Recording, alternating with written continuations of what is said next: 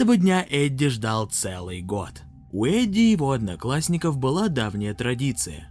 Каждый год после окончания школы они отправлялись на несколько дней в лес. Но этот поход был особенным. В этом году школьников впервые отпустили в лес без сопровождения взрослых.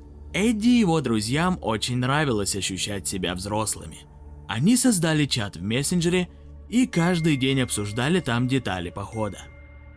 В день похода школьники собрались у Эдди дома, и его отец отвез их к границе леса, в глубине которого они планировали поставить палатку и провести несколько незабываемых дней.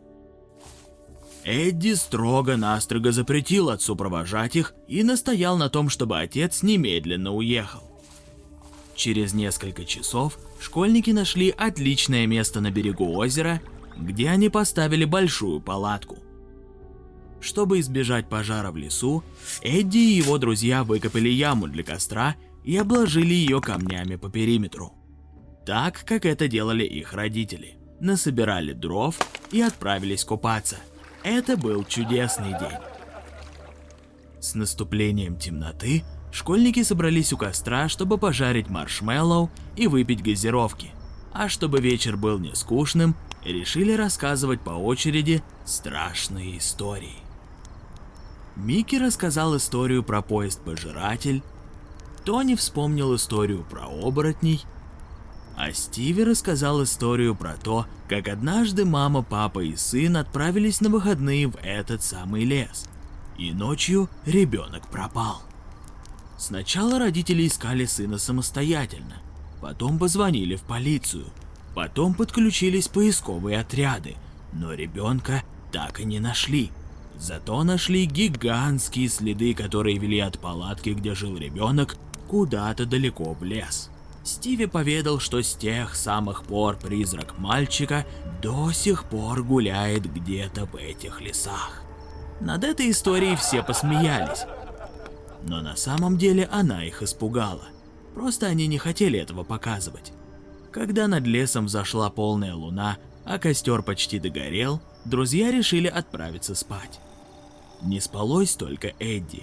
В эту минуту ему очень хотелось, чтобы кто-то из взрослых был рядом, потому что находиться одним в лесу было немного страшно. Эдди ругал себя за то, что выпил на ночь столько газировки, ведь теперь ему очень хотелось в туалет, но выйти одному из палатки ему было страшно. Он стеснялся будить кого-то из своих друзей, ведь они уже взрослые, а взрослые не боятся выходить ночью в туалет из палатки. Натянув кроссовки, Эдди выбрался на улицу и отправился к ближайшему дереву. На обратном пути, когда дело было сделано, Эдди пошел к озеру помыть руки. Он наклонился к воде и вдруг увидел краем глаза, как рядом с кустом ивы стоит таинственная фигура. Эдди даже показалось, что этот таинственный гость издает какие-то рычащие звуки. Сердце Эдди забилось сильнее. Он вдруг понял, что его жизнь в опасности. Он быстро встал и побежал к палатке. Он чувствовал, что за ним кто-то бежит. Эдди быстро залез в палатку, застегнул молнию и достал из рюкзака вилку. Он решил, что если этот кто-то посмеет сунуться в палатку, Эдди сможет обороняться вилкой. Таинственная фигура стала ходить вокруг палатки. В свете луны и тлеющего костра Эдди видел через брезент, как тень таинственного гостя то приближалась, то отдалялась. Эдди зажмурил глаза от страха и в эту минуту услышал дикий крик. От этого крика проснулись друзья Эдди. Все вместе они выбрались из палатки, но никого не увидели. Остаток ночи школьники провели без сна. На утро, когда солнце уже давно встало, друзья собрались вокруг старого пня, который служил им столом, и приняли решение не возвращаться домой и не звонить родителям, а отправиться на поиски того, кто приходил ночью в их лагерь, и разобраться с ним. Ведь именно так бы и поступили взрослые, а Эдди и его друзья считали себя таковыми. Школьники стали прочесывать лес. Они заглядывали под упавшие старые деревья, отодвигали кусты, зашли в маленькую пещеру, но никого подозрительного не нашли. Возвращаясь обратно в лагерь, они неожиданно услышали храп, который раздавался откуда-то из-под земли. По звуку школьники смогли определить, что храп этот раздавался из-за кустов.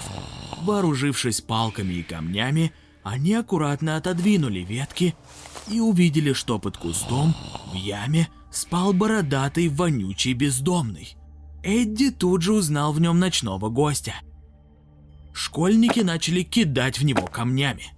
Каждый выкрикивал оскорбления в адрес бездомного, который хоть и был сонный, но умело уворачивался от камней и палок. Он пытался что-то объяснить друзьям, но те и слушать не хотели. Поняв, что силы не равны, бездомный, не успев надеть старые ботинки, босиком убежал куда-то в лес. Друзья были очень довольны собой, ведь они смогли за себя постоять, как взрослые. Они снова отправились к озеру и прыгали в воду с покосившейся березы. Это был еще один чудесный день. Вечером у костра они еще раз в красках стали вспоминать, как напали на бездомного и как смогли прогнать его. Эдди был уверен, что после такой взбучки он к ним больше не вернется. После активного дня всем хотелось поскорее уснуть. Друзья Эдди крепко спали. Но он опять никак не мог уснуть. Он подумал, что, возможно, тот бездомный захочет вернуться в лагерь и отомстить им за то, что они прогнали его днем. Эдди снова захотелось, чтобы рядом был кто-то из взрослых, желательно его отец. Эдди было стыдно, что он так грубо отправил отца домой, когда тот их довез до леса. В эту минуту Эдди услышал, что около палатки кто-то ходит. На этот раз Эдди решил растолкать своих друзей. Не было никаких сомнений, что бездомный вернулся, чтобы отомстить. Друзья спросонья терли глаза и пытались понять, что им делать. В эту секунду раздался звук, который мог издать или тигр, или какой-то другой представитель кошачьих. В эту секунду 3 гигантских когтя разрезали бок палатки сверху донизу. Школьники в ужасе вжались в дальний угол. Кто-то зажег фонарь и направил его на разрез, в котором в ту же минуту показалась гигантская морда странного кота. Глаза и зубы ярко светились в свете фонаря. Школьники громко закричали. В палатку просунулись 2 лапы в белых перчатках, под которыми были спрятаны острые когти. Монстр пытался схватить кого-то из школьников. Эдди вспомнил, что у него в кармане есть маленький складной нож. Он быстро достал его и разрезал палатку с другой стороны. Наступая друг на друга, школьники выбрались на улицу. В свете костра, который еще не успел погаснуть, они увидели гигантского кота, который был 3 метра в высоту. Руки монстра в белых перчатках волнообразно тянулись к ним. Эдди понял, это был Cartoon Cat, злобный монстр, который охотится на людей. В ужасе школьники побежали кто куда. Эдди хотел залезть на дерево, но цепкая лапа Cartoon Cat'а схватила его и потащила вниз. Через мгновение Эдди оказался в лапах Cartoon Cat'а, который поднял его высоко над землей и приближал к нему свою страшную зубастую морду. В блестящих глазах монстра Эдди увидел свое перепуганное лицо. И тут он понял, что никакой он не взрослый, он все еще ребенок, которому срочно нужна помощь. В эту минуту Эдди услышал чей-то громкий голос, который кричал: «Отпусти его, усатая тварь!» В 3 метрах от Cartoon Cat'а, который держал в лапах Эдди, стоял тот самый бездомный, который все еще был без обуви. В руке у него была горящая ветка, которую он вытащил из тлеющего костра. Cartoon Cat злобно заорал. Он отбросил Эдди в сторону, встал на четвереньки и приготовился к прыжку.